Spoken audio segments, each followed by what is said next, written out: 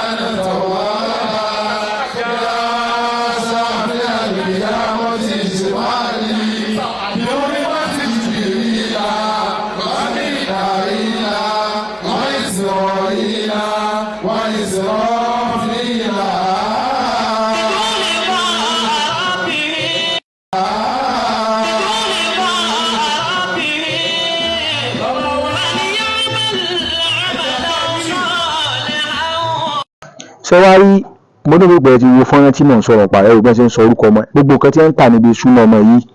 ẹ rí i pé àáfàá Khatibi bá lò àpẹẹlẹ ànábì gan ya nílẹ̀ pẹ̀tọ́ lé ọlọ́wọ́ àwùjọ àgbákò mo ti bára mi ẹ rí i pé àwọn gan ò lè sọ̀rọ̀ pé àwọn gan ẹ pé ẹ bá Khatibi béèrè dáadáa àwọn gan ò lè bá wọn kan tí ń kà ń bẹ̀ àbẹ́rẹ́ jẹ́ pé àwọn gan kọrin sẹ́ ní tí ń kà náà pé n táwọn ilé nǹkan ti kọjá kìíní ọlọ́mọdé àṣì òbí lọ ẹ̀mí ẹ wo nǹkan ẹ tún wá wo fídíò kejì ẹ tún wá. RMQK ojú ọ̀nà ẹ̀mí ni ṣùgbọ́n tí kì í ṣe pé ó gbé ẹ̀sìn wá kò gbẹ́sìn wá o àbòrìṣà wà nú wa kìrìsìtẹ́nì wà nú wa babaláwo wà nú wa mùsùlùmí wà nú wa. báwo lè náà bàbá ẹ̀ tó wá ń sọ pé ohun táwọn ṣe kò ní ẹ̀kan ṣe pẹ̀lẹ́ sí ẹni tó sọ pé kò ní ẹ̀kan ṣe pẹ̀lẹ́ sí wa ni ẹni tó ń ka Kùránì tí ń ka Yásìn Al-Kùránì làákì ń tọ́jú tó wọn ẹ̀dùn gbàna tá a mọ̀ pé ṣàìtàn ti bọ́ sí la ọwọ́ àwọn ọmọ àṣeyìk kẹ́lẹ́ tán gàgàgàgà ẹ ṣé irú èèyàn báyìí ni ẹ̀mọ́ ń lo ṣéèkì fún ẹni tó sọ pé táwọn ṣe kò ní ẹ̀kan ṣe pẹ̀lẹ́ sí babaláwo ń bẹ láàrin àwọn òní olóòṣà ń bẹ láàrin àwọn kírísítẹ̀ ń bẹ láàrin àwọn kí ni ẹni tó ní ṣe pẹ̀lú ẹ̀sìn Islam ṣe ní ṣe pẹ̀lú gbogbo àwọn kan jágbàjàgbà yìí ló fi jẹ́ gbogbo ẹni tó bá ti rí láwùjọ RMQK ọ̀fọlọ́wọ́ bá bẹ̀yìn ẹ̀jìnà sí orí wọn o ẹ̀jìnà sí torí n ti ń tẹ̀lé wọn káàkiri ọkọ̀ jántàwọn àrí ọkọ̀ jántọ́ pọ̀lọpọ̀ fojú rí àtàwọn fojú rí o n tí ọmọ tẹ̀lé kí mẹ́sẹ̀ wọn kódà àkọlọ́ ọba kọ́sà gbogbo ẹni tó bá wà ní sàkà ní orí wọn gan ó ṣeé ṣe nígbẹ̀yìn kó jẹ́ pé àlùjànnú ni ó padà lùrú ẹni bẹ́ẹ̀ pa torí àwọn ilé wọn tẹra wọn rì sínú àgbáyé àlùjànnú yányán ni kán tó dárúkọ Ọlọ́run wọ́n kọ́kọ́ dákọ àlùjànnú wọ́n kí àlùjànnú lọ bí rẹ́rẹ́ wọ́n wá ṣe dákọ Ọlọ́run lẹ́yìn ẹ̀ náà gbogbo ọ̀rọ̀ wọn náà ọ̀dọ̀ àwọn àlùjànnú wọ́n tó wá fi tì sí bí wọ́n fẹ́ dúpẹ́ àlùjànnú wọ́n dúpẹ́ fún bí wọ́n fẹ́ sẹ́yìn àlùjànnú wọ́n mọ̀ yìn ilé iṣẹ́ àjọ Islam ṣé ń tọ́lọ́run fi kọ́ àní ṣé ń tánàbí sallallahu alaihi wasallam tọ́lọ́run ṣe àtúntò fi kọ́ àrí ojúlé ọmọ Yorùbá mọ́kàn rẹ ìyẹn ni ẹ jìnnà sí wọn o ẹ jìnnà sí wọn o ẹ náà ewúrẹ́ ọmọ kékeré tí wọ́n á sọ ní tí wọ́n ṣe súnà ọmọ rẹ̀ yìí ewúrẹ́ ọmọ yìí ní ìsìn báyìí kí lè fẹ́ kọ́ ọmọ yìí ẹ̀rí ọmọ tí wọ́n ti ń pe àlùjànnú síla láti kékeré rẹ̀ lálùjànnú tó pé ànábì sallallahu alaihi wasallam ọkọ̀ aládùúrà tá a mọ̀ ṣe láti fi wá ìṣọ́ kúrò lọ́dọ̀ àwọn àlùjànnú lórí àwọn ọmọ tá a bá bí àwọn wá mọ̀ wọ́n dìídì gbé ọmọ wọn ń rọ̀jò wọn ń pe okò àlùjànnú sọmọ ìlà kọmọ ọmọ bá àlùjànnú sí láti gbé irú ọmọ báyìí náà ìṣẹ̀tọ́ wá dàgbà tí ń sádà kí àbí ń fọyàn kóńdó kí àdúgbò àbí ń wà páǹlẹ̀ kan kí àdúgbò kí lọ́dọ̀ sọpọ̀ ṣẹlẹ̀ kọ́nà ọba kọ́ là wá o gbogbo èèyàn wa tẹ́ bá ti rí àwọn èèyàn tí wọ́n sọ pé ẹlẹ́mìí làwọn àwọn iléèwé nọ́mbà kínní kan àwọn iléèwé nọ́mbà alágbájá ẹ tètè jìnnà sí wọn o àwọn ará bínú àwọn ní RMQK ni o wọ́n mọ̀ sọ ń dolórí ìbúrò o ní tèmi ní fún àjù báyìí lọ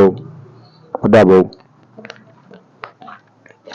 nígbà tí wàá ń gbòòrò báyìí kì í láì kí wọ́n ṣe